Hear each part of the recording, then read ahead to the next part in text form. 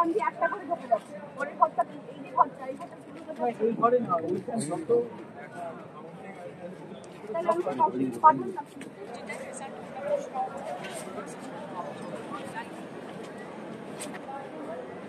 হ্যাঁ দিচ্ছি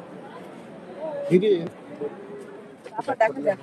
রাত্রিবেলা ঘুমিয়েছিল ঠিক করে হ্যাঁ হ্যাঁ সুন্দর ঘুমিয়েছি সকালবেলা উঠেছি এখন তাই এলাম এখানে দিদি সকালবেলা থেকে দেখা গেল যে প্রত্যেকটা দলে একদম কর্মীরা আপনাদেরও দলের কর্মীরা সব শৃঙ্খলাভাবে ভোটদান কেন্দ্রে ঢুকছে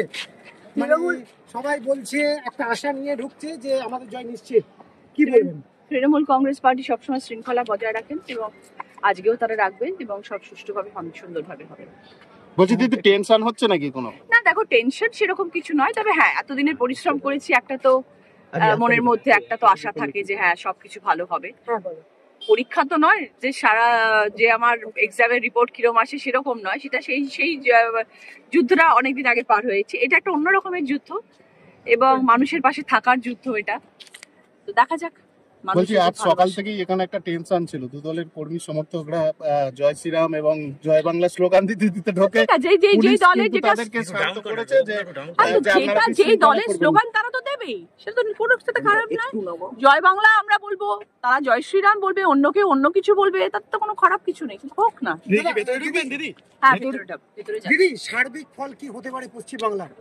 দেখো আমরা এখনো আশাবাদী তৃণমূলই আসছে এবং তৃণমূলই আসবে তারপর দেখো আমরা তো আর ভগবান নই ঠাকুরবালা সব ঠিক করে রেখেছেন কোথায় কার কোথায় কি হবে কতটা আশাবাদী আমি তো 100% আশাবাদী তারপরে দেখা যাক কটা সিট হতে পারে বঙ্গে থেকে বলতে পারছি না সেটা সেসব নিয়ে আমি কিছু বলতে পারবো না এখন